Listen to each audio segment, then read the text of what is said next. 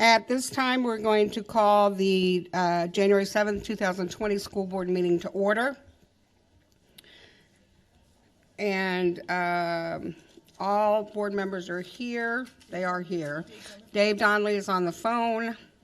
And at this time, Ms. Bellamy, can I ask you to lead us in the salute? I pledge allegiance to the flag of the United States of America and to the republic for which it stands, one nation, under God, indivisible, with liberty and justice for all. Thank you, Ms. Bellamy.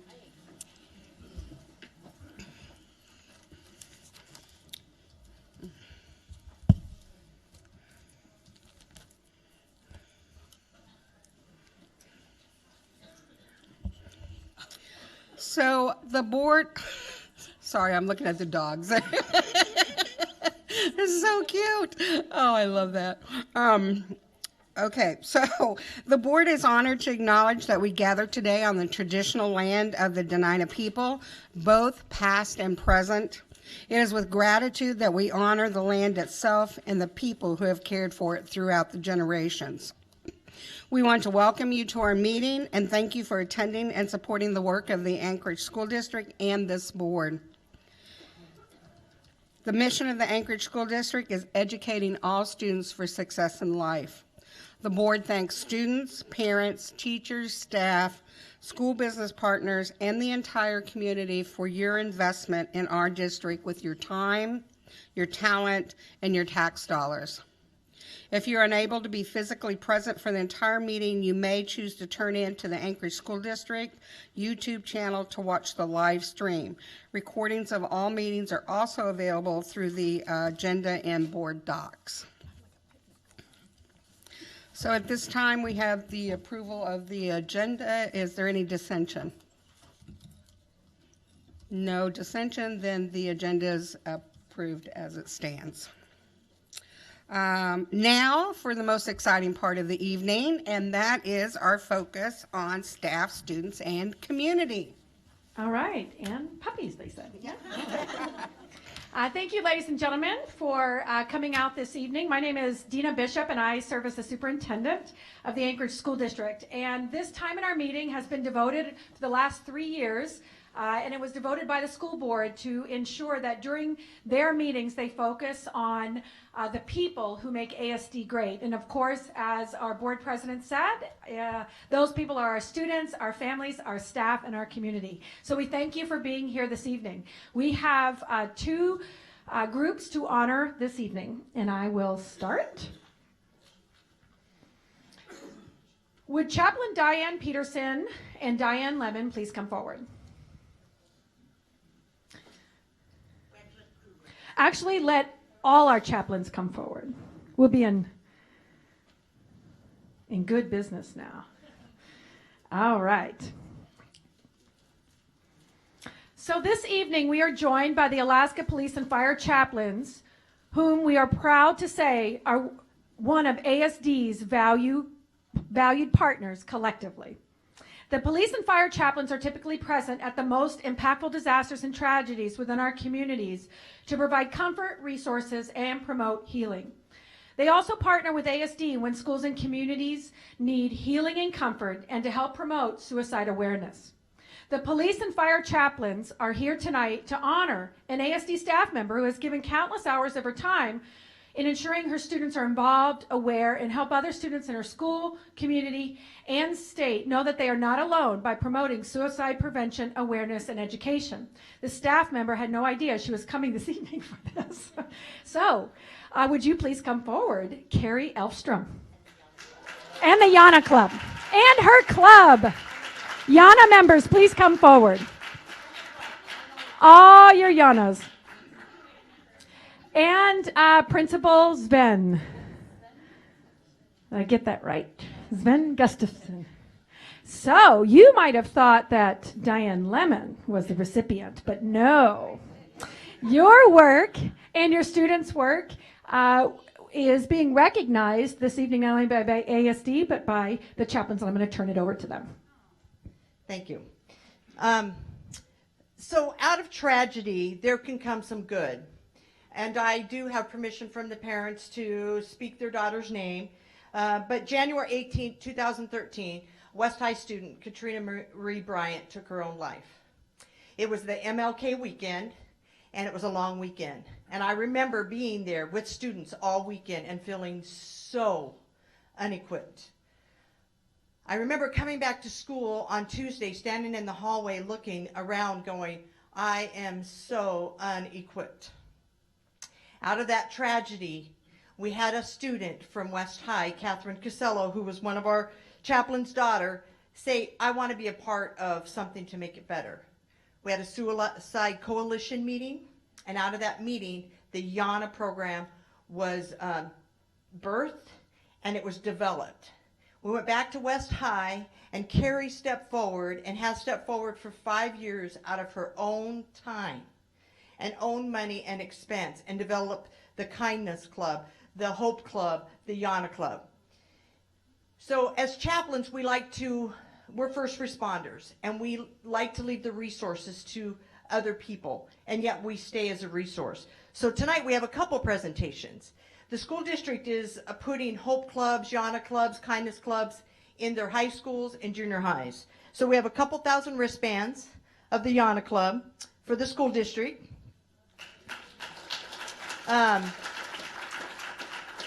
We have wristbands for West High, so you can continue on. So,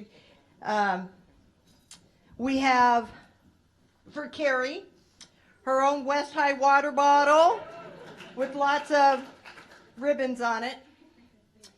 And then you want to hand those cones out for this is your YANA Club, part of your YANA Club from West High, who keeps it going, who does the peer-to-peer. So give them a hand, because they really make it happen.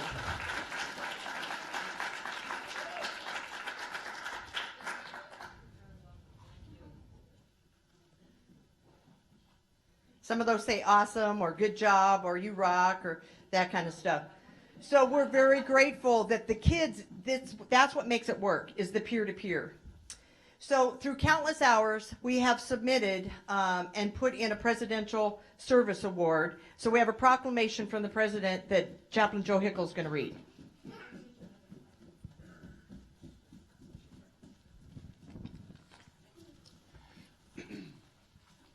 Congratulations on receiving the President's Lifetime Achievement Award.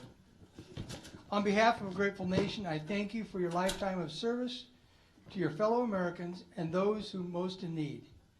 Through at least 4,000 hours of service, you have ensured the continuation of America's unparalleled commitment to improving the lives of others. You have served as a model of the American spirit. Your many hours of service have strengthened the bonds of cooperation and trust that bring people together while helping to address some of the greatest challenges of our time. One of our nation's greatest strengths remains the compassion of everyday citizens who give so willingly of themselves and their lives for the benefit of others. Each generation of hardworking and kind-hearted volunteers helps to write a new chapter of American greatness, and our nation is proud for your commitment to this honorable tradition. As we reflect on your many acts of kindness and charity throughout your life, our nation draws inspiration from those who answer the call to help their communities and our nation. With your continued efforts to build on our nation's culture of service, America will proudly remain a land of freedom and opportunity for all. Thank you for enduring commitment to serving our community on behalf of the President of the United States. Congratulations. And with that, we have a presidential medal.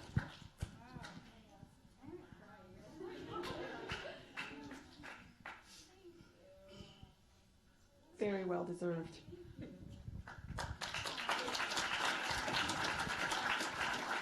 So, as the principal of West High School for the past 3 years, one of the most amazing programs that we do have at our school is the YANA Club, which is not only this group of kids, but it's the largest club we have in our school. It's very active, so many different activities that they do to spread kindness, to spread hope for kids, and to just be a part of our school. They're a big part of this school. And Miss Elstrom is the driving force for this program, along with we have another new teacher kind of getting involved here is Miss Stoley as well. So, and congratulations, Carrie, and thank you all for recognizing these young people.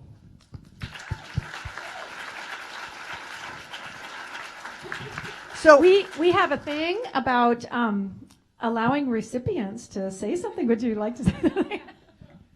Firstly, you guys are a little tricky, but I appreciate it. I'm like on the verge of tears. This is so sweet. I've been doing Honor Club for a long time, and it really has transformed. And a huge shout out to Kendra Stoley. She's kind of hiding back there, but she joined this year and like a little bit last year and this year, and has completely like up leveled our club. And it really isn't possible without the support. Our principal has been amazing at helping us do things and improving things and just saying yes, yes, yes, go for it. But I mean, thanks for thinking that I'm this cool, but really it is these kids. Like, yeah, if we could give it up for them, please.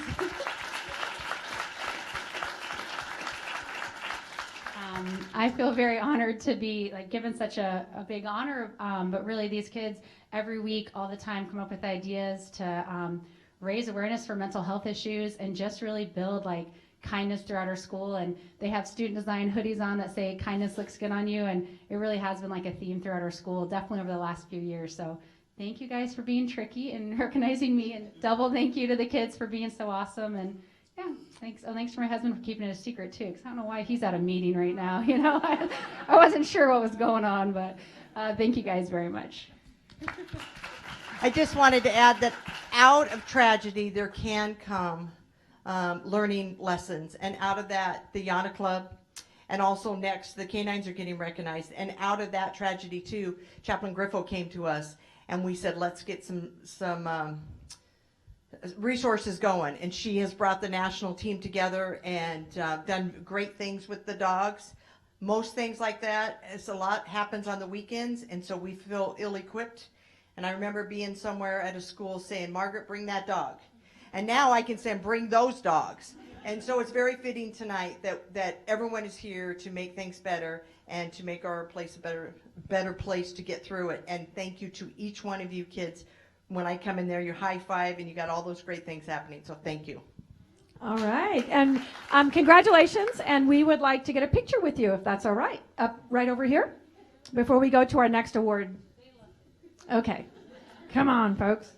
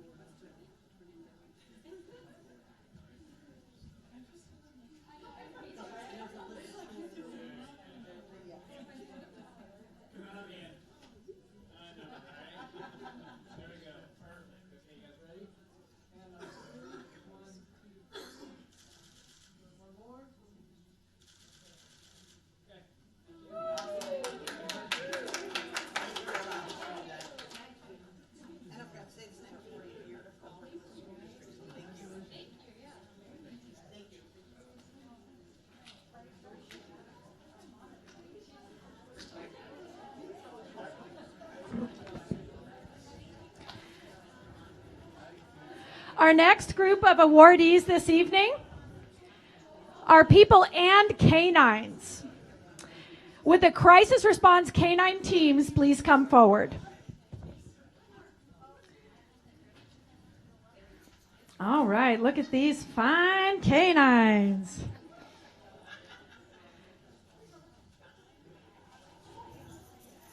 All right, we'll announce. While our friends are coming forward, I'd like to say that this wonderful group of people and dogs are a great resource to the community and invaluable to the Anchorage School District. The mission of Crisis Response Canines is to harness the power of human and canine bond to inspire resilience and recovery in people affected by crisis, trauma, disasters, and the responders that help them. The group is called upon to respond to the most tragic events in our community and is composed solely of volunteers. However, to become a volunteer, teams must complete an intensive 6 months training program and then a rigorous 3-day qualification. And I'm assuming that is canine and human together. So double that time. After the November 30th earthquake, these teams were at some of the most impacted schools and supported over 1,000 students. Crisis response canines often accompany the district's crisis teams to schools during some of the most tragic, heartbreaking times. During these responses, these dogs and their humans have been key in reaching some of the more impacted students. Thank you, Crisis Response Canines, for supporting our students, staff, and community in all that you do. You make ASD great. Thank you. And as we do, we like to pass the mic. And I should have done that for students because I did find out that our students actually, just a reference before you guys go, they actually train everyone around the state. And our chaplains have been our partners for over 40 years in ASD. So I wanted to be sure to say that. But I'm going to start over here. Who would like to speak for the group? But everyone can speak. So come on forward. And we do need to know all the volunteers' names and their pups' names too. Dogs first. Oh, goodness. So over here we have Puck and Saunders. We have Rufus and Denise. We have Max and Dennis. We have Allie and Rhonda. We have Grover and Karen. We have Cupid's boyfriend, Kenji and Debbie. We have Buddy and Deb. We have Sawyer and Terry. And now I'm going blank out. We have Chrissy, and she left her pup at home. And we have Jet and Cynthia. Oh, let's give them a hand. And there are several other teams who were not able to be here tonight for a variety of reasons. We are incredibly grateful for this award, but mostly for the opportunity to be able to serve in Anchorage School District, to be allowed in when there are so many reasons not to let dogs into the buildings. I think the hardest thing was coming in the very first time. And I'd like to share that because Diane kind of alluded to it. Our very first time was on a Saturday when there had been a student suicide, and there weren't counselors on hand. And the chaplains had responded to the home, and the parents had said, will you please let his football team know? And so Diane called me. There was another chaplain, and we went, and Diane said, take the dog. It was a different dog at that time, but we went. And it wasn't just the football team. It was 2 football teams. It was the cheerleading squad. It was the band. It was the very upset teachers. It was the people in the stands. And at the end of with a phenomenal principal, and at the end of the day, they said, can you get some other teams together and come back tonight? Because we want the kids to be in school here. We're going to provide pizza. We're going to let them go in the gym and play ball. But we think the dogs would be awesome. And that was our first time being asked to participate at Anchorage School District. And it was very, very powerful. And I could probably tell you another story, 3-year follow-up, where a student pulled a card out of her wallet at a suicide event, a card that I had given her that night that had gotten her through. It was a student I was very, very worried about on the evening. Anyway, the funny part of the story is, so this was a Saturday. Sunday comes, we chill. Monday morning, I get a call from the 911 dispatcher. And the school is asking for the police dog. Well, I had been in this uniform instead of my purple uniform. And so the student said, that dog really understands me, and I need that dog today to make it through the day. And it's like, well, you know what? That isn't our role in the school district, so let me see. And the principal gave approval and we started, and that has started a phenomenal relationship where we've been able to serve a number of times.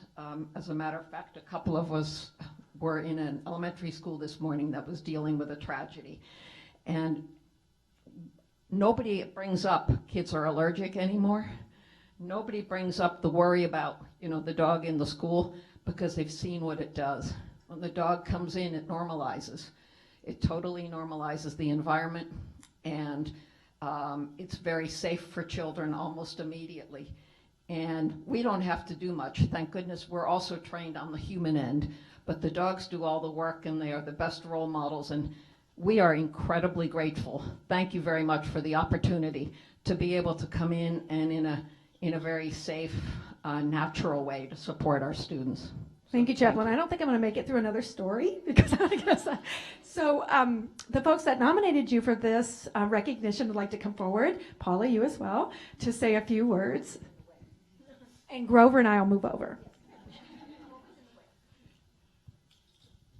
I have to be really careful. I already took my first tumble in the scooter in the office, so I don't want to embarrass myself. I only did it in front of Paula then. I don't want to do it in front of the group now. But my name is Linda Self, and I'm a school psychologist with the school district.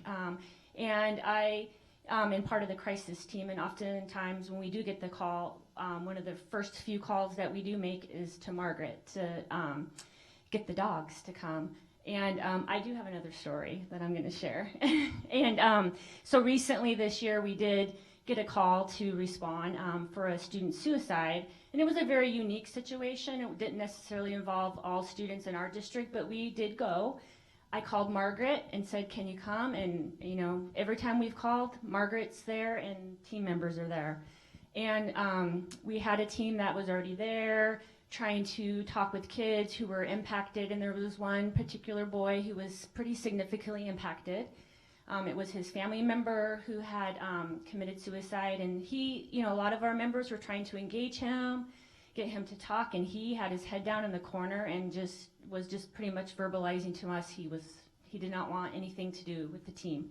So Margaret came in with Cupid, and of course got a great welcome from the students in there, and they all came and started petting her, but she spotted the little boy, the young man, over in the corner, and went right over and put her head on his lap, and he sat up, buried his face in her fur, and just started crying. And so I just think that's a powerful, shows how powerful these dogs can be in those situations, because we're all pretty well trained members of the crisis team, and we had a really hard time getting that young man to kind of engage with us, and Cupid came and there he was. So Yeah, that was very powerful. Yeah. What was interesting too is that some of his peers who also were impacted saw Cupid interacting with him, and they looked at me and they said, she knows, doesn't she? And I said, yes, she does. And he knew she knew, and it was absolutely safe. And she was the one he wanted to tell and talk to, and it was powerful. And we did go back later on that evening to work with the kids, and the next day, and he easily engaged and talked with us. But that was Cupid opened the door for us. So, that's the role of these dogs, and we really appreciate that.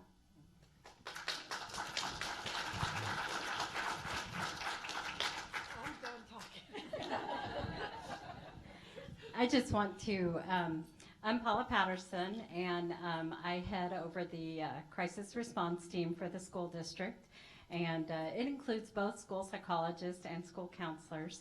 And yes, absolutely, now when we get called by the head office to respond to it at a school for whatever the case may be, oftentimes our first call, besides calling our crisis members, is to call Margaret, because we recognize how great this is. And I know she gets a lot of calls, and we really appreciate all the work that all of you do, because it matters. It makes a difference, and we really appreciate it. But you all know I can't do it alone, right? You might call me, but I've got this whole network to fall back on that prop me up and prop up. It's a great team. It is a great team. Well, ladies and gentlemen, will you help me in our Famous saying, thank you, you make ASD great. And may we get a picture with you and your pups?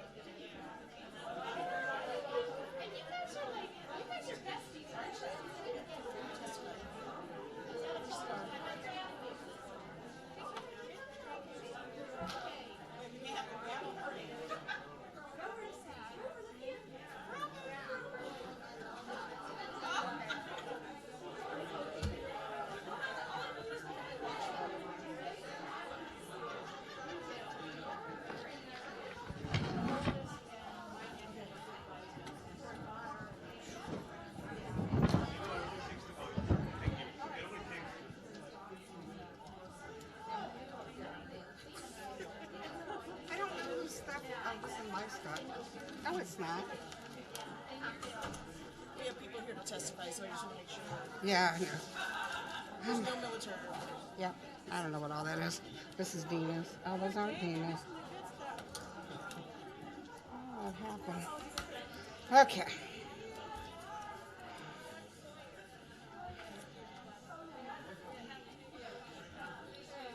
Okay, we're going to move forward.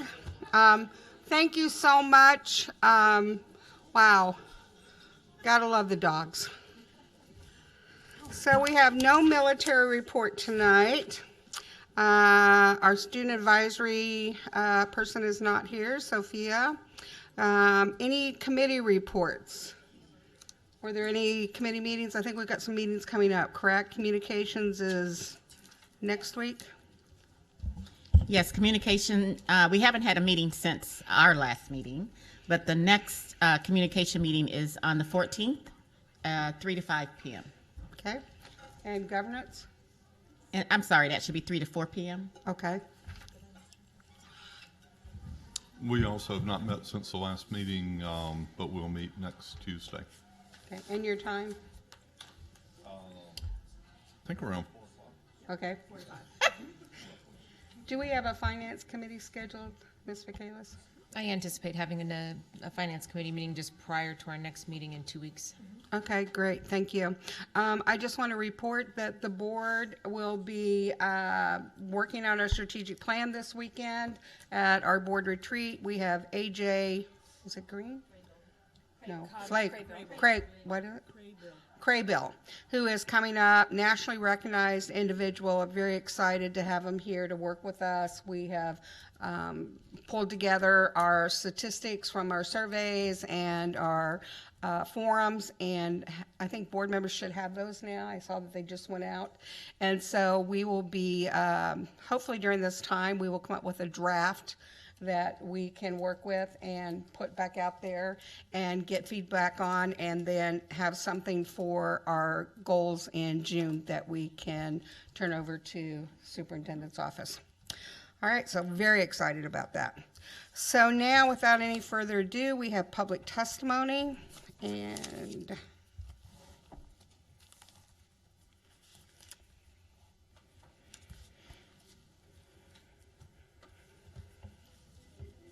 and so the board welcomes public comment on non-agenda and non-action items. We value public comment as it ensures that we remain aware of public thoughts, ideas, and concerns, and helps inform our decision-making process.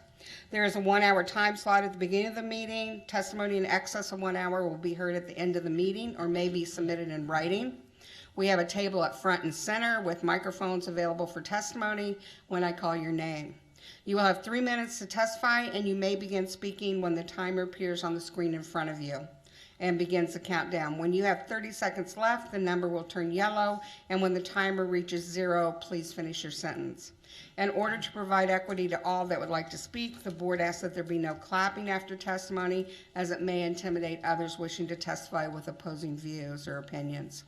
Additionally, it's not our practice that board members answer questions or engage in discussion with members of the public. This is your time to speak and our time to listen. The board will consider all information shared by the public, and when deemed necessary, issues raised in testimony will be referred to administration for follow-up.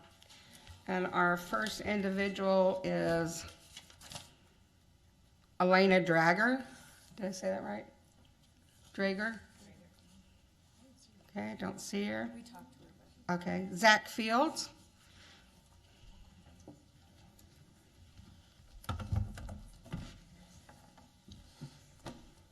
Thanks, Superintendent Bishop and members of the school board for the opportunity to testify, and thanks to members of the school board for previously delaying action on deciding this item, which allowed stakeholders to gather additional information on the issues related to FEMA procurement rules and apprenticeship. If you review the staff memo to you on this non-action item, you will see that staff recommends a sweeping exemption from apprenticeship utilization requirements based on speculation that local procurement rules, and I quote, may violate federal procurement guidelines. That speculation is inconsistent with what FEMA itself told ASD staff and what FEMA staff told Senator Murkowski's office, which inquired about this when it came up before the school board. That speculation by staff is also inconsistent with years of practice across multiple jurisdictions which have dealt with FEMA and other federal agencies. So here's some additional background. I asked Alaska's director of the Office of Apprenticeship, who has been in that position for more than a decade, has he ever encountered federal procurement rules, FEMA or otherwise, that preclude local apprenticeship utilization requirements? He said no. I asked the state of Washington's director of apprenticeship whether he had encountered any cases where apprenticeship utilization requirements, which in the state of Washington exist at the local, state, and port level across many jurisdictions. He, again, has worked in that position for years, and he said no, he's never seen any projects where local apprenticeship utilization requirements could not apply based on FEMA or other federal guidelines. I found an example where the LA school district has used local and FEMA money on local projects and applied local apprenticeship utilization requirements, the exact same situation facing you. I reviewed FEMA's procurement manual, which contained no prohibition on apprenticeship utilization, and actually what the FEMA procurement manual says is that FEMA should respect local procurement guidelines.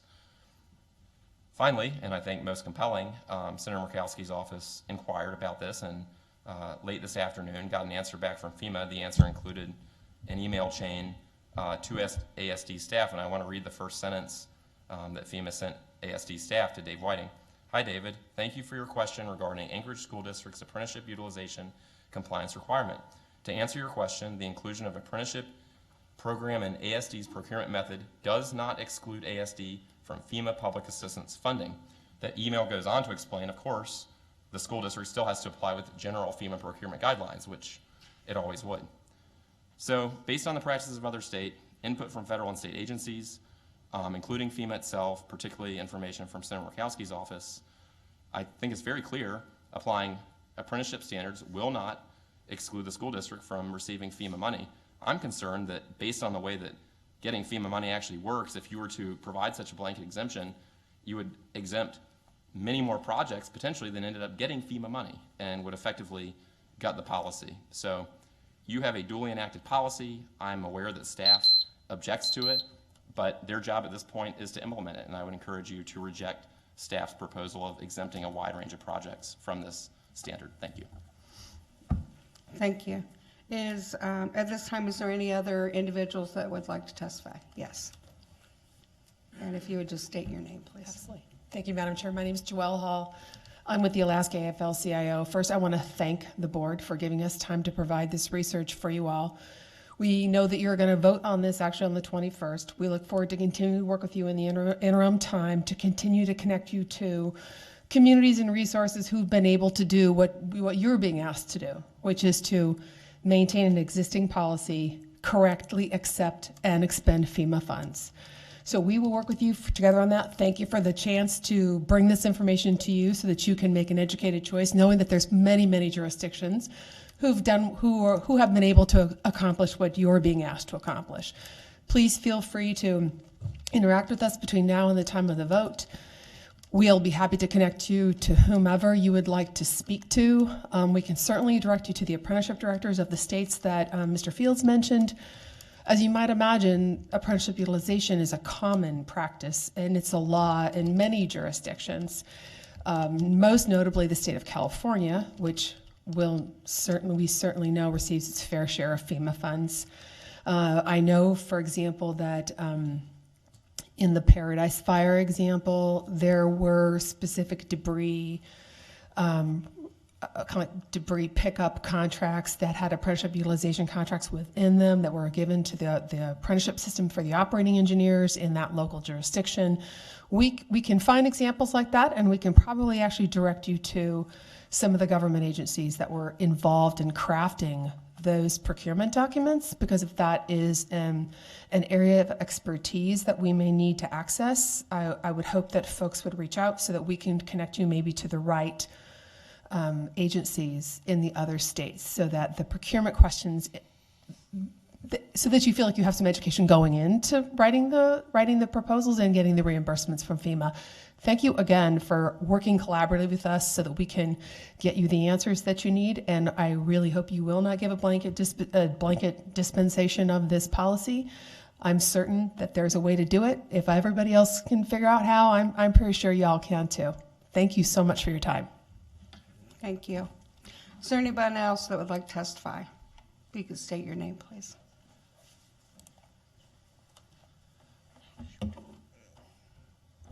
My name is Kyle Kaiser. I am the lead membership development specialist for the IBEW here in the state of Alaska. Okay. I said the minutes are clicking down. So what we have done is develop the first veterans electrical entry program in the country. So we work with our service members to guarantee them apprenticeship opportunities anywhere in the United States. You come to us within that 6-month window, and we guarantee you a apprenticeship anywhere in the country. And we've expanded that here locally with the help of the building construction trades. And the only reason that things like that work, the way apprenticeships work, if you don't have work, you don't have apprentices. And if you don't have apprentices, then you can't bring anybody else in. So where the ASD fits into all this is the school district. You have projects all over the place. The FEMA money, it doesn't conflict with what we're trying to do. And if it did, we could figure that out. So what we're trying to accomplish with all the programs that I've worked with multiple union and non-union contractors to accomplish is a pathway for success for spouses and their veterans and the dependents of those veterans. The way the program works is you come to us and we secure an agreement with you anywhere in the country. Hopefully here in Alaska, we want people to stay and become part of our workforce and learn their skills. If we disregard that and don't look at why we passed what the school district passed as far as apprenticeship utilization, then we're downplaying what we're trying to do for our veterans and their families. And that's really why I'm here. I'm a hardcore veteran advocate. I'm pretty active in pretty much any circle that you can find. And what I want you to consider is by not moving forward with what we have in place now, we're taking opportunities away from our veterans and their spouses and their dependents. The programs that we have in place work with everybody. It's not a one side versus the other. This isn't any one side versus anything. The reason I love what I do is that it's not partisan. I'm doing what's right for our veterans and their families, and I hope that you can see that by moving forward with this and not giving in to the demands that, if we're using FEMA money, then we can't do these programs. It's never been proven anywhere that is actually the case. So I'm asking you to stand firm behind what you've committed to do for our local veterans and their families, and don't give in to this. Thanks. Thank you. Good timing. Is there anyone else that would like to testify? Yes, please come forward. Just state your name, please. Hey, good evening. My name is Bronson Fry. I'm the business representative with the International Union of Painters and Allied Trades, also an officer of the South Central Alaska Building Trades Council. Appreciate you giving us the chance to testify this evening. Been looking into this issue a lot over the last couple of weeks since our last time we discussed this. Personally reached out to the building trades councils in New York City and California, in Northern California, just south of San Francisco and San Mateo area. And there are many examples of projects that have in fact received FEMA money and state money together that have enforced apprenticeship utilization requirements such as this one. It does not seem that it would be appropriate for a blanket exemption for this, and definitely want to keep looking into this issue. There seems to be, it seems to be more nuanced than maybe at first glance. The funding mechanisms for these projects has a big impact in these type of requirements, and so we've definitely found examples of it being allowed and want to make sure that the testimony here reflects that tonight. Thank you very much. Thank you. Is there anyone else that would like to testify this evening? Okay, please come forward.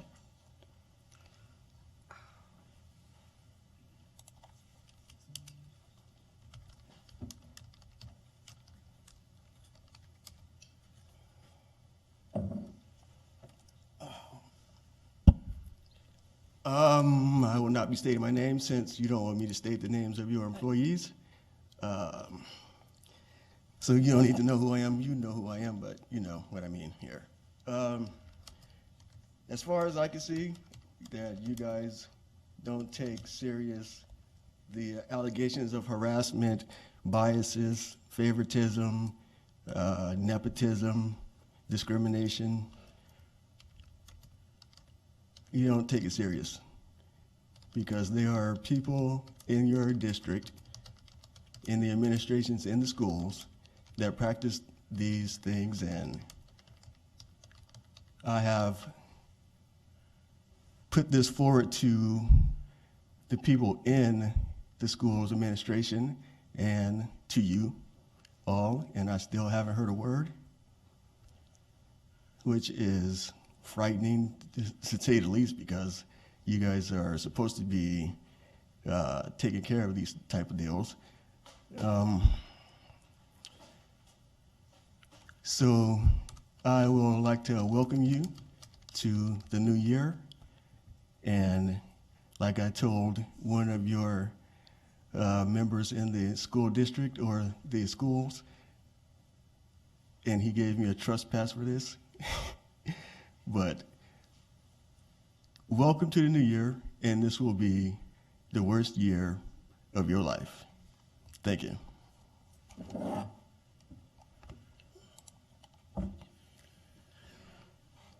Is there anyone else that would like to testify this evening? Okay, we're going to move on.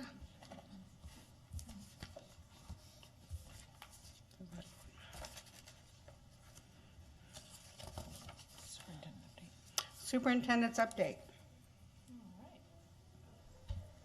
Thank you, Madam President. It's very quick.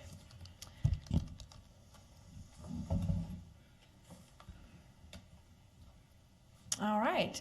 This evening, I was just going to share with the board something that our Chief Financial Officer, Jim Anderson, had already mentioned, the budget timeline, our progress on the naming of a public facility request. I just wanted to share again and put you in connection with the data analysis that's been done for the board retreat, as well as continue with the celebrations of, we've taken a new approach and just shared what we've done. Previously, we've done proclamations or resolutions in regard to partner events, and I just wanted to share a little bit about the Martin Luther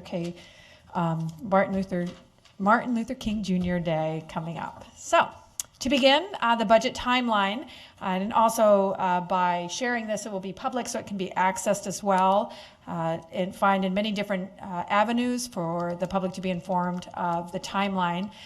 Today, of course, we continue to receive input, and if you have any questions or needs for information, please be sure to send it to me as well as the board secretary and the board president, and we'll be sure to get that information out.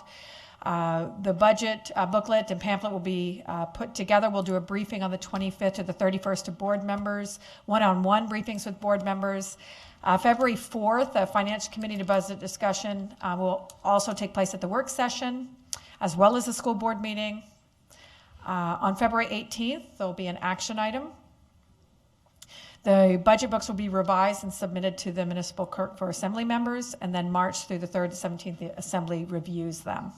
And all of the budget needs to be approved by ordinance by April 1st in our city. And so according to this timeline, we're right on target. And for the next 3 weeks, really, it will be just an all day, all hands on deck process in regard to the budget. The second item was the naming of a public facility, and the board received a letter in regard to, I believe a board member is a member of this.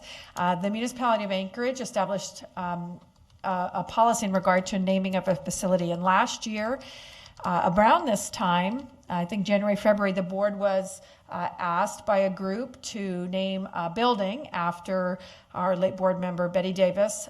In addition, that group asked the municipality. So the municipality set out with their committee, and I, as the request was very similar and to know to keep those the same, I made a request to the city, Chair Rivera, to include an ASD member so that we could really work collaboratively. That committee did take place, and Member Bellamy can share ideas about that.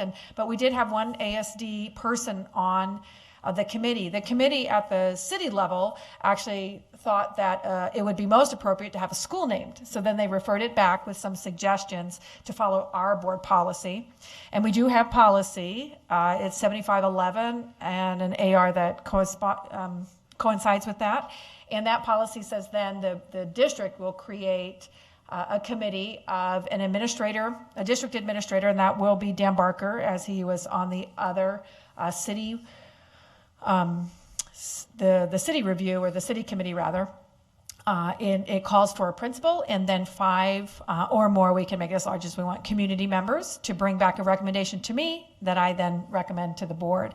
And so of consideration and what the city's group and the municipality of Anchorage would like us to consider, they came up with East High, Fairview Elementary School, and Airport Heights. The goal of the districts committee, I have asked, rather than me making a single decision, is to have that committee, and the committee will then reach out to the community, maybe surveys, maybe just get on the ground, go to the schools, talk, and then come back with a collective recommendation to me that I will present to you by April.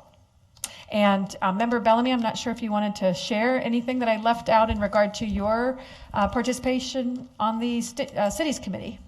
Sure, thank you, Superintendent, Madam President. So I don't think you left anything out, except on the recommendations, the East High School would not. The recommendation is to add Betty Davis to the East High School so that it would be a change, but it wouldn't be a total name change. So I just wanted to kind of clarify that. And there may be other schools that the district might want to consider. I think the priority, though, in the order from the municipalities work task force is the 1, 2, 3 order that you have before you, but that certainly does not limit the district from considering other possibilities through its process. And we will establish that committee probably in February and work through February, March, and then bring something back. And the other thing I'd like to just say is that it was generally felt by everyone on the committee that a school or education something would be more fitting for her memory than a a municipality location. Agreed. Ms. Holding. I just want to say I'm so glad to hear the recommendation is for a school and something where kids will learn about Senator Davis' life and legacy and be inspired to serve as she served and be as funny and out there and bold as she was. I would love a whole little army of people with her passion coming up behind, so it'd be great. Great. Thank you. Thank you. As the board president has stated, the board retreat is coming up this weekend, and sent to the board today was an analysis requested by the facilitator, and it was an analysis of the community input as well as just a brief analysis of student data. We've also shared the white paper that was presented for the board for last year's end of the year report. So AJ has those. What was his last name? Craybill. I want to say Crab, but Craybill.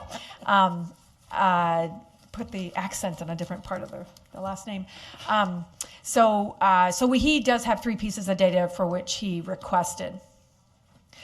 I wanted to share also that the information in regard to those community input sessions they are posted on your board's page under the strategic plan.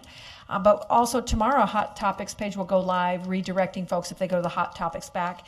And in addition, these analyses papers will be posted as well. So there'll be the new posts. So if you don't find it in your email, if you don't, you can go to the Hot Topics page and find the same information that the board has, the community can. And then also the retreat again is this Friday afternoon and then all day Saturday. And then finally, we have the Martin Luther King Jr. holiday commemoration. It is Sunday, January 19th at 3 o'clock at the West High School Auditorium. And ASD partners in this work, and I will be there as well as others from around the community, and it's really a great day of celebration. But in my attendance over the last few years, the best part of this celebration is absolutely the music and the fellowship, and so I invite board members as well as those from the community to attend. It's quite an event. And Madam President, that concludes my report. Okay, thank you. And I am sorry to say that I will not be attending that. I'm going to be teaching a real estate class that weekend. So other duties as assigned, right? All right, consent agenda. I move to approve the consent agenda, ASD Memorandum Number 076 Personnel Report, and November 5th, 2019 Work Session Minutes. Second. Okay, board members, please vote.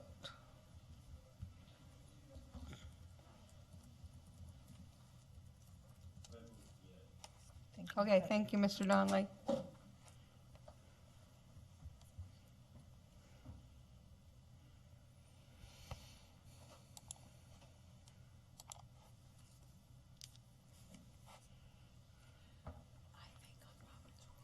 And that resolution passes unanimously with 7 yeas.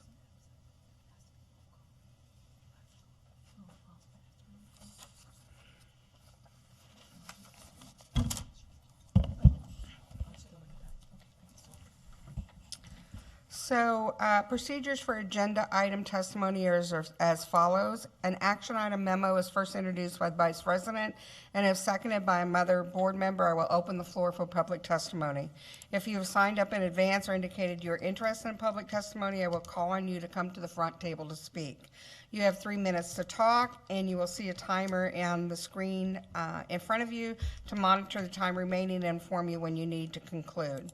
After all testimony closes, I will open the floor for board discussion, followed by the student board representative vote before finally calling for the official vote. The voting results will be displayed on the screen to my right. I move to approve ASD Memorandum Number 072, the attached Anchorage School District 6-year capital improvement plan for July 1, 2020 to June 30th, 2026. Second. Is there any public testimony on Memorandum 072? Seeing no public testimony, is there any board discussion? So we did talk about this in our work session, and I think we had a good conversation, but is there anything else that board members would like to ask of administration or comments they would like to make on this topic? Ms. Mitchell. Well, I'd like to say I appreciate the work on this document. It's very valuable. It is a little concerning that some of the things are being pushed off, but given the earthquake situation and the immediate repairs that we have to make and the capabilities that we have and the capacity we have, you know, I think it's probably a good compromise. And the only thing that I would make mention is that it won't be in this capital 6-year plan, but in the future we will have to start looking at some of our areas of growth and possibly doing some planning in the future on those. But at this time, I think we're ready to vote on. Yeah. But I think at this time we're ready to vote unless board members have any comments. Dave, Mr. Donnelly. I just have two concerns. One, the last version of the 6-year plan that I saw still had and I'm looking at it now, still has the next phase of school security projects would not occur and not be funded until the 2022 year, and I continue to support moving those up in an earlier year, as I did with an amendment to the current bond proposition. And I also remain concerned with the Inlet View Elementary School being a replacement on this plan and not having the flexibility to be either replacement or a remodel. As we heard, there was a lot of community support for a remodel project. I realize the existing bond says replacement, and that's concerning, but I still continue to support having that be flexible, being at least having the option to do a remodel instead of replacement, as it would be a lot cheaper. Thank you. Thank you, Mr. Donnelly. Any board comments?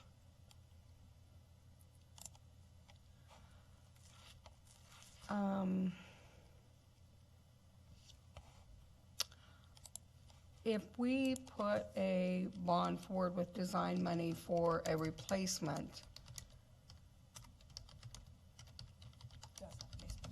yeah, Madam President, we did, and I could have Tom speak to that. We did, actually, Member Mitchell had requested before if that could be left open, and then under bond council, you need to claim that. I do want to share with the board at the time that the evaluation was done, remodel and replacement were both considered.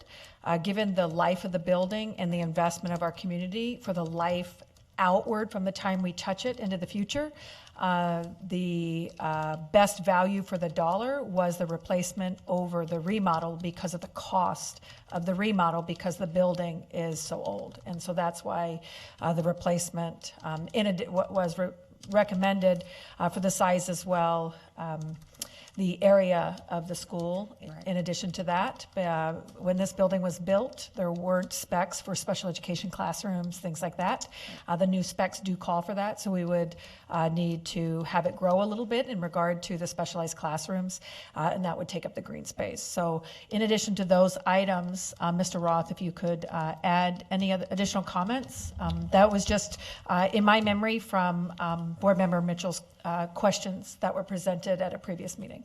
Through the board president to Dr. Bishop's comments. So I did look at numbers again just to confirm within the attendance area for Inlet View, there are 320 students. Of that number, 168 that are attending Inlet View live in that area, in addition to the other students. So they have 251 students attending the school right now that has a program capacity of 170 kids, where they have 320 kids, again, that fall within that attendance area.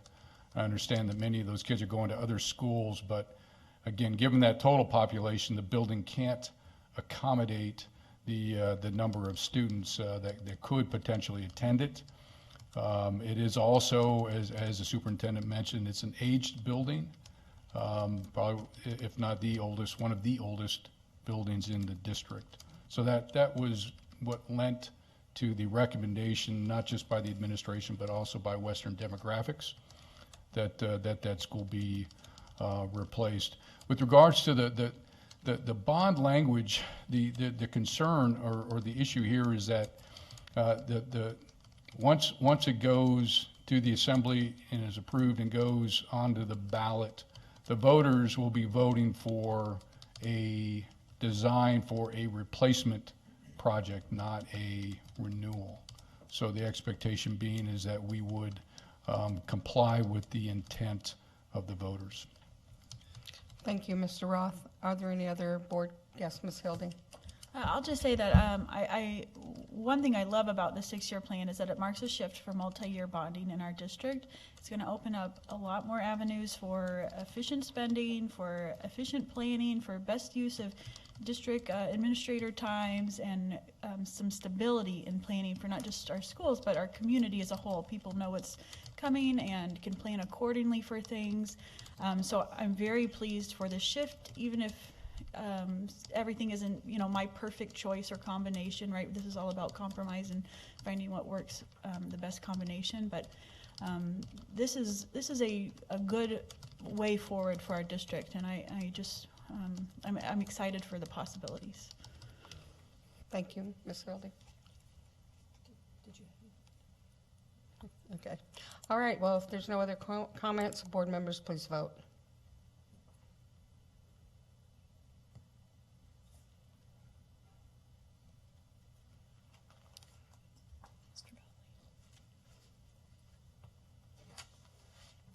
Oh, okay, I got it. It came through just now.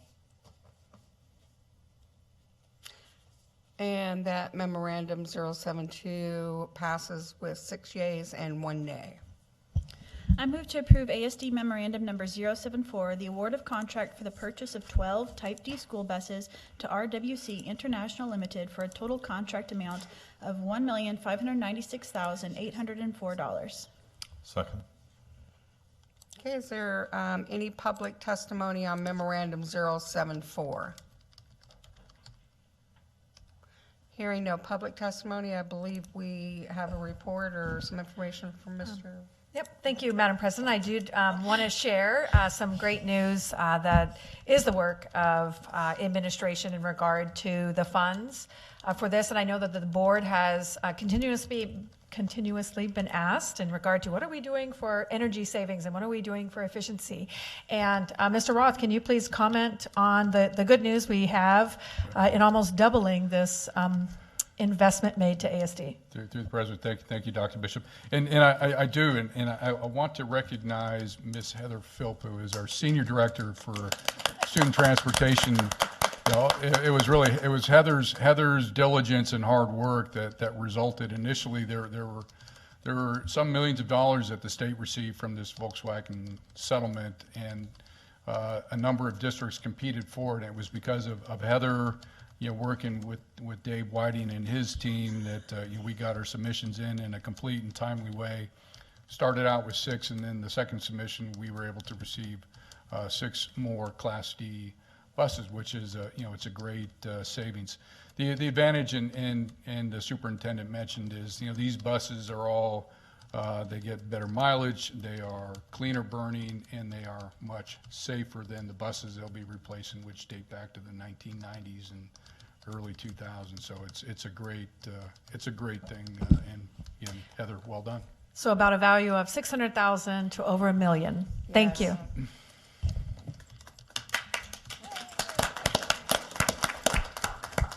Just one more example of how you make ASD great. All right. Any board discussion? I got sidetracked. No board discussion. Board members, please vote.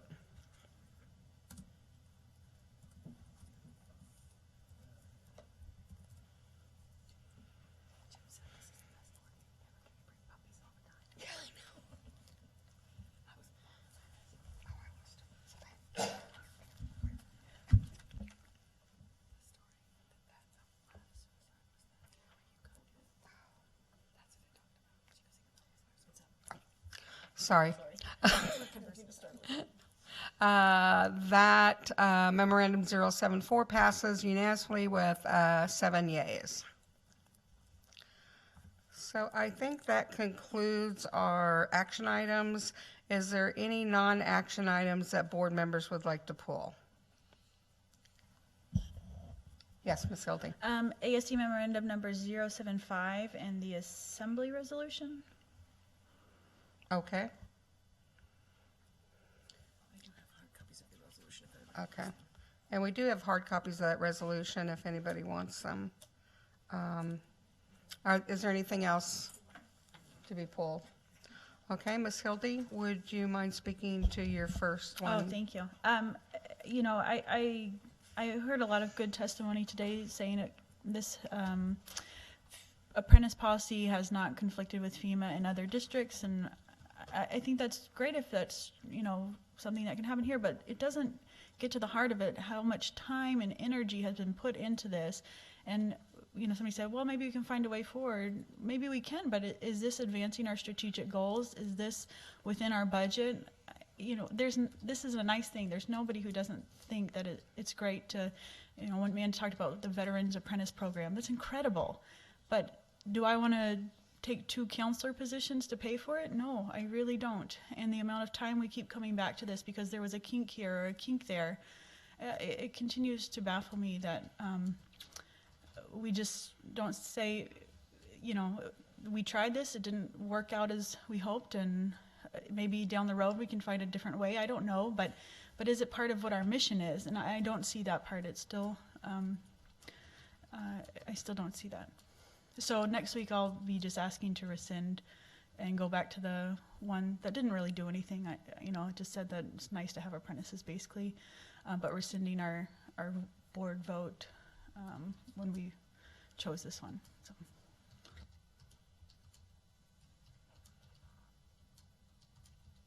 Any other board comments? Ms. Mitchell? I guess I feel like this is still a relatively new policy, and I don't get the sense that it isn't working. I think the only discussion here is whether it violates FEMA policy and whether we should rescind it or waive it for the FEMA projects. And I'm not convinced. I've looked through the statutes or whatever they are,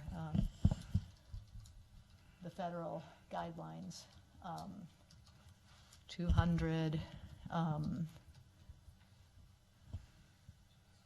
317 through 326, the procurement standards, the federal procurement standards, and I don't see anything that precludes us from using apprentices.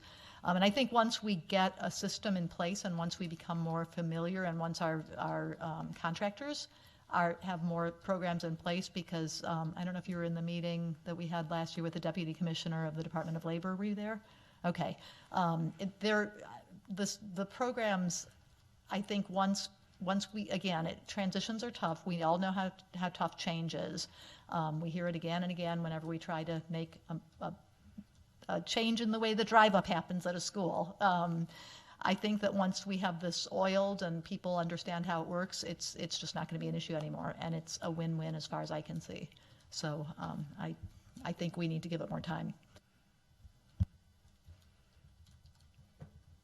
Any other board comments?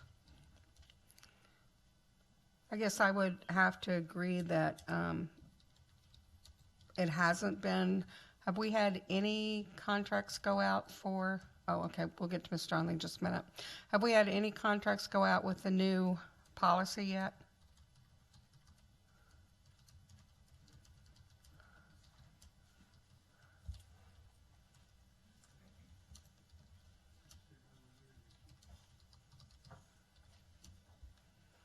Thank you, Mr. Whiting.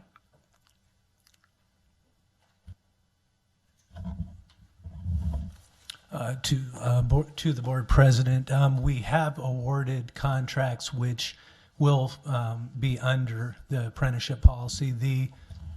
What that means is contractors have agreed. They've signed an affidavit agreeing to abide by that policy. In order to be responsive, they had to do that. So the next phase of it is that they will have to follow the policy, so that they're physically and logistically following the policy does not occur until they get their notice to proceed to do work. So currently we have not yet issued, due to the project scheduling, we have not yet issued a notice to proceed. But we have a few underway that will, and we are set up to proceed with those contracts, and those contractors are going to be required to follow our policy. Okay. Any questions for Mr. Whiting while I have him here? All right. Thank you, Mr. Whiting. Mr. Donnelly? Thank you, Madam President. There's no evidence, there's been no examples brought forth of any conflict occurring with FEMA funding by having an apprentice policy like this. But there have been many examples now testified to of other school districts and local governments having an apprentice policy and still receiving FEMA funding. that it does not conflict with FEMA funding. And in fact, we now have a statement from FEMA itself saying that it does not conflict. So it really seems like the whole purpose of this memorandum 075 doesn't exist. The stated purpose just doesn't exist anymore. So I'm going to be voting no on it. Okay, thank you, Mr. Donnelly. Any other board comments? We still have, this will be on the agenda for next board meeting for a vote. This is just the time for any discussion or to ask questions. Okay, hearing none, we'll move on to your second item that you pulled, Ms. Hildy. Thank you. And you all know how I feel about resolutions, but I do just have a question on some of the, what it resolves. I was under the expectation that these are all already happening. So I guess I'm just a bit confused on what this is for. Madam President, I want to share that when we received it, we kind of thought the same thing, that it doesn't really do anything more, but I think it was just the request of the Assembly that they wanted to have a resolution and that they would give it to us. But our illustrious Transportation Director, as well as Tom Roth and myself, looked at it and just said, yes, this is the same. This is what we do. So I think just based on the request, I put it forward to the board, and it's up to the board on how we want to proceed with this. Ms. Bellamy. So I really think that this is more of a response to the death of the student that over on Tudor and whatever, I forget what street. And I think, I know this is a result of that. And so and I think it's looking for us as our support as the entity that cares for kids, and just looking for, I guess, unity around safety and in terms of when kids have to walk to and from school. I don't know that it requires us to do anything other than to acknowledge that the importance of safe walking routes to and from school, no matter where the school is. So that's kind of what I get from this whole thing.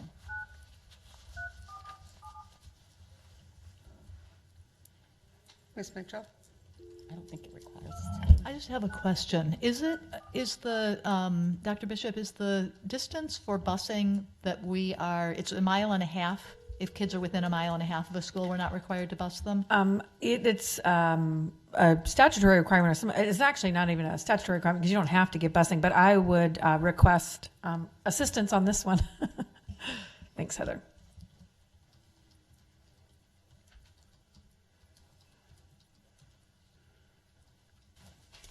Good evening, thank you.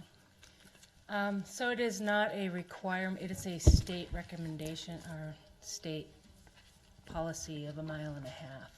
We do look at safety issues as far as hazardous areas and stuff, and that's what our committee is for, is to make sure that our students can get to and from school safely.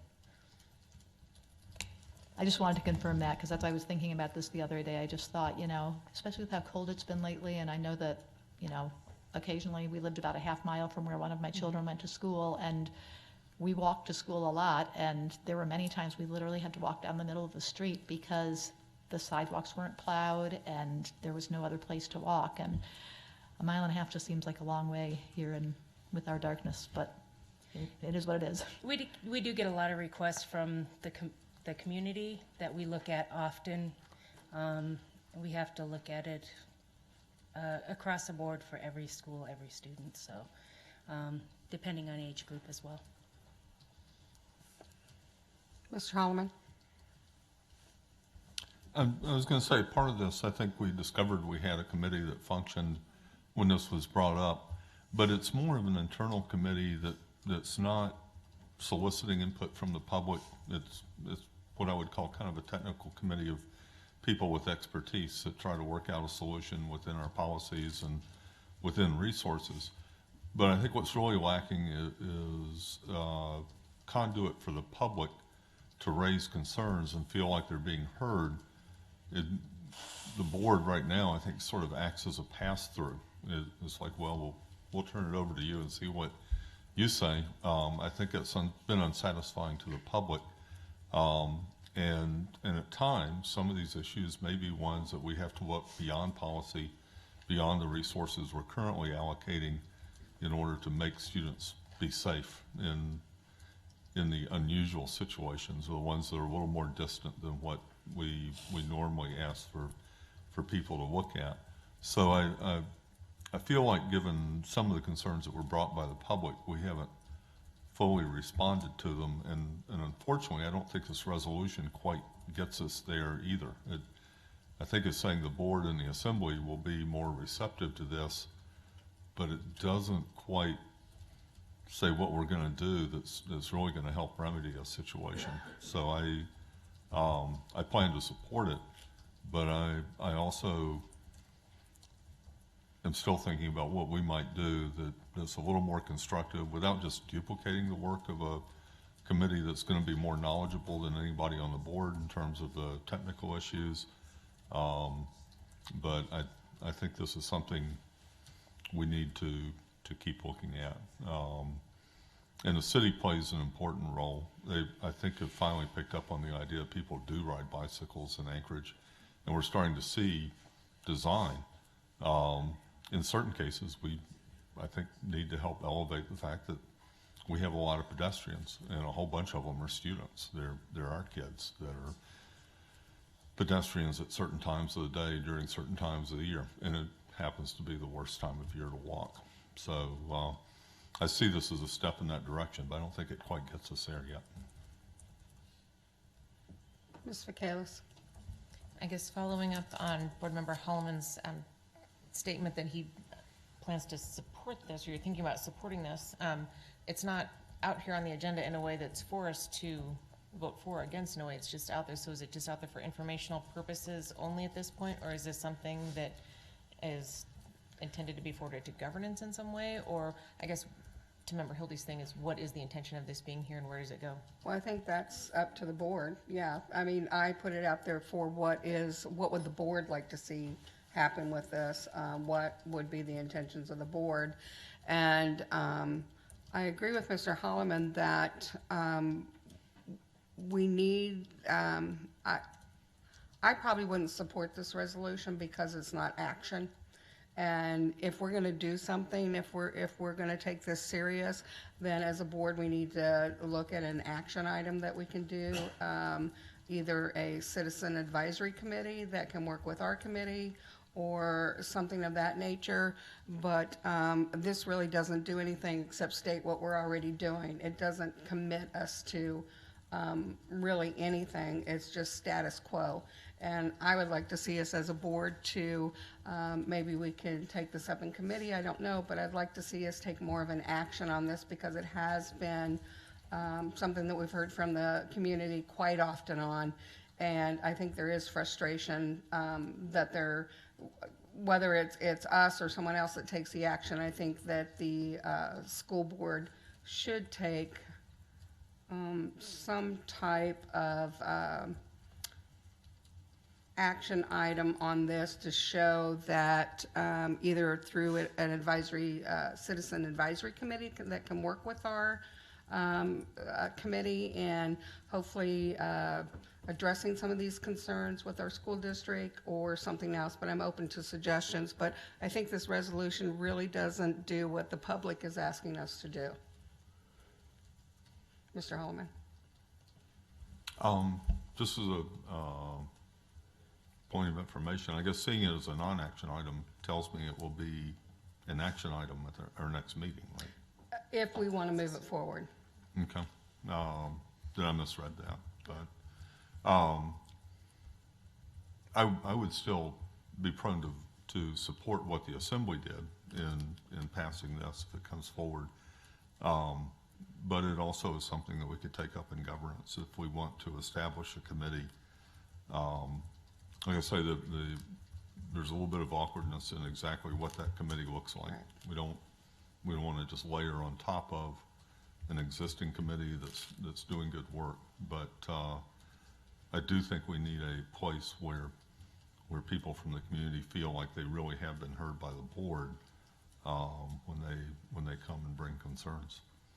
So. And the board can put forth a citizen advisory committee on topics of this nature. Ms. Vacalis.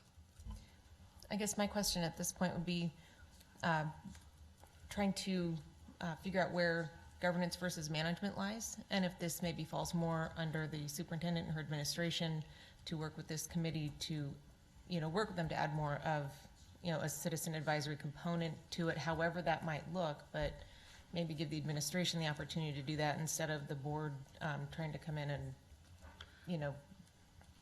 form some of those things. Right, and we can do that. I'm just going back to board policy that says that the board does have that authorization to form a citizen advisory committee. So I'm just putting it out there to the board and making sure that you know what options we have available. I'm not suggesting anything at this point. I just want the board to have all the information. So at this time, I'm asking the board, what would you like to do with this resolution? Mr. Holloman. I would move that we consider it at the next board meeting as a vote and whether or not we support the action of the assembly.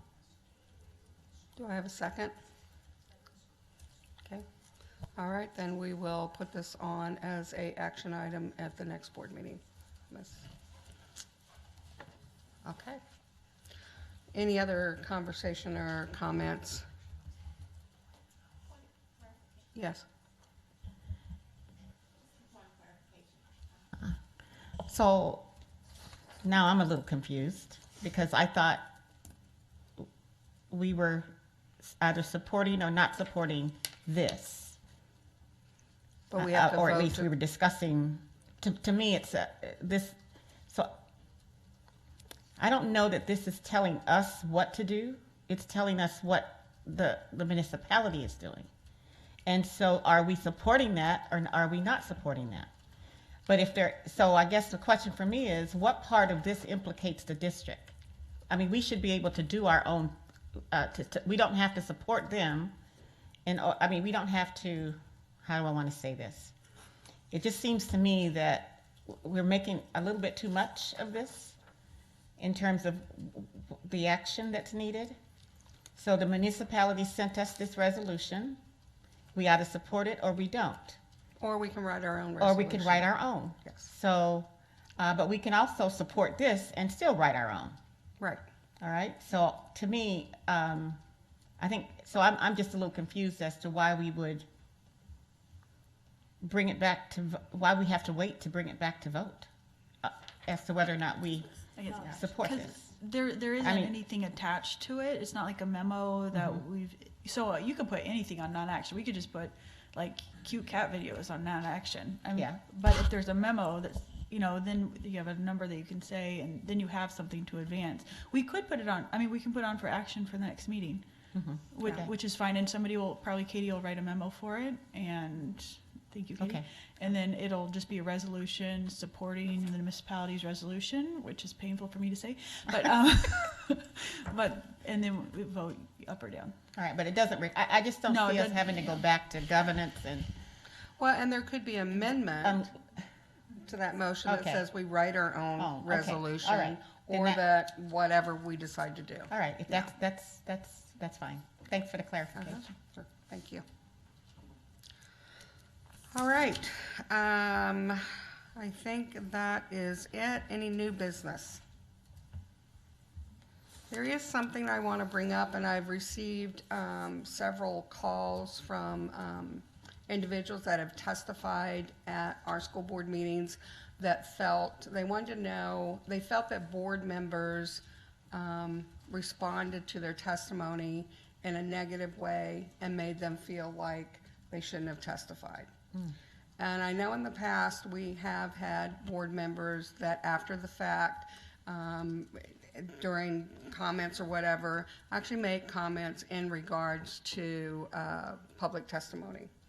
And I just want to caution the board that, you know, we sit here, but when you sit there, it's very intimidating. And we want to make sure that everyone is welcome to testify and to share their opinions with us and not feel like there's going to be any retribution or we're going to challenge them as a board after they're done. So I just want board members to be aware of that and think about that when you're making comments, that this is a place where the public can come and share their opinions, their concerns with us in a safe environment. So I did want to share that. Is there any other new business? Ms. Bellamy? Okay. Any other new business? All right. Is Mr. Donnelly still there? Does he have anything for new business? I do not, Madam President. Okay, thank you. At this time, do we have any board requests for information? Ms. Hildy? I just want to remind everybody about the request for information, that if you have a request, that you can go on the request for information and then we'll discuss it and make sure it fits in with our strategic goals and the time of all the other things. I know it can be tempting when we get excited about something, but it's a board, not individuals.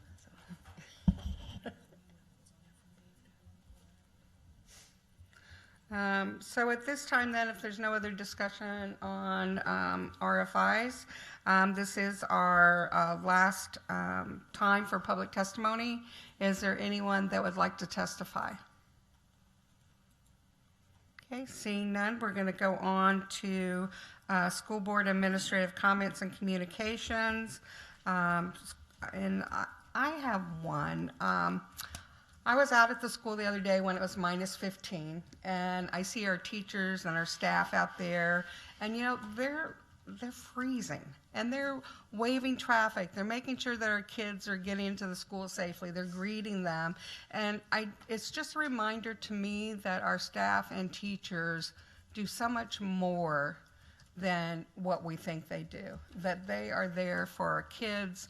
They're there to make sure they're safe. You know, it's all those duties assigned above or whatever, but it really hit home to me exactly what our staff, our teachers, I mean, everyone that works for ASD does and goes above and beyond. And I just want to say thank you.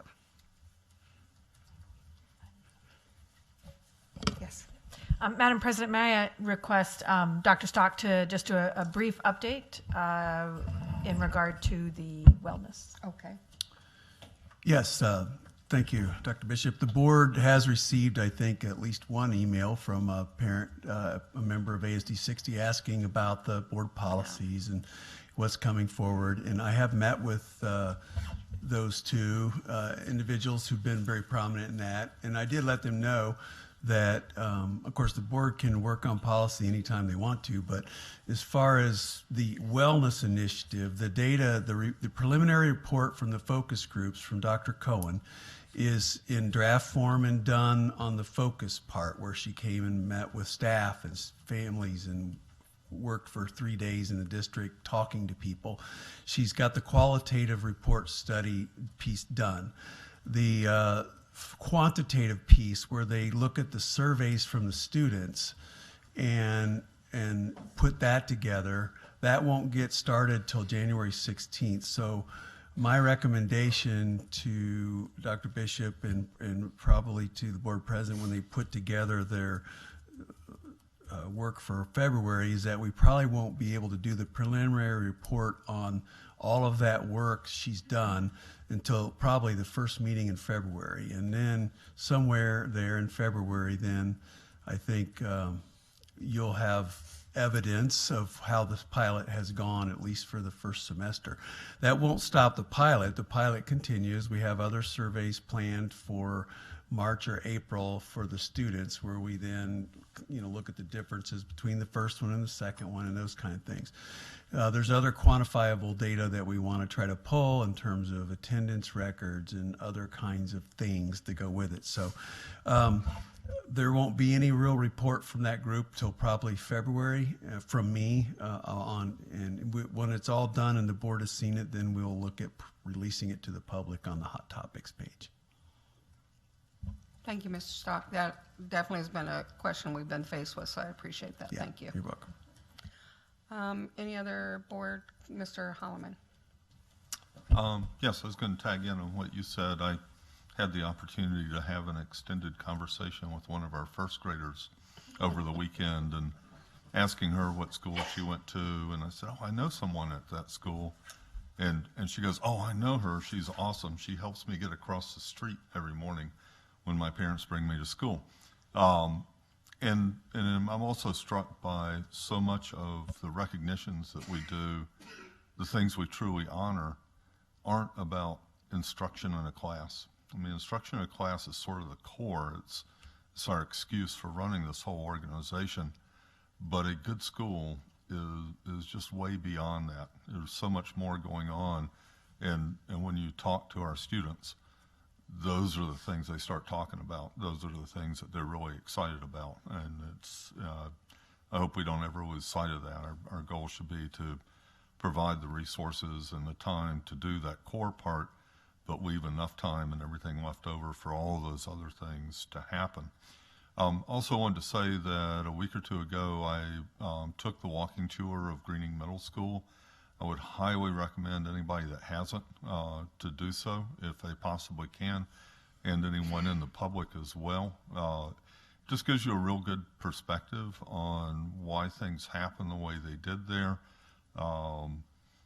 I'm sure it was a frightening place to be during the earthquake, partly due to the remarkably heavy, I think probably expensive and still ugly facing material that they had that kind of rocked against itself and crumbled. I just kind of trying to figure who designed that. That was a great sales job. But I also was struck by the fact that there's huge value in that building, that I think it would be a shame to walk away from that and not make use of it, given that it sure appears that we can do that safely. But if anyone hasn't, I really would urge you to get out and see it up close and get an idea of what it really looks like. The staff and the engineers that were there did a great job of showing what went wrong and what went right and answering any and all questions that people had. And anyone you know from the community out in the Greening, Chigiak, Eagle River area, it would be great if more people participated in it and got to walk through and actually see it at this point. So hopefully everybody saw the calendar item that there is an opportunity this Thursday at 3 to do another tour of Greening. Is that open to the public, Katie, or is it? I'll answer that. Certainly we could accommodate, but because there's hard hats and things, we would need to have prior notice. And this really is for the Greening staff initially, and so we are inviting others, but just open to the general public is probably not at this time, but we could do another one. We really are reserving the majority of spots for the Greening staff. So I just, one last minute, I told Ms. Vacalis that we would be out of here by 8 o'clock, and so we got a few minutes. She was asking for a time limit. I thought we could do it by then. I'm going to be sending the board members a link to our facilitator, AJ, where he received a national award, and the man is just amazing. And one of his comments is what in your adult behaviors have made it harder for your students to be successful? And the main thing was mindset. And so I just want to leave everybody with that quote from him, and hope everyone had a happy new year, and look forward to seeing you safe and sound at our next board meeting. Do I have a motion to adjourn? Do I have a second? Okay, we are adjourned. Thank you.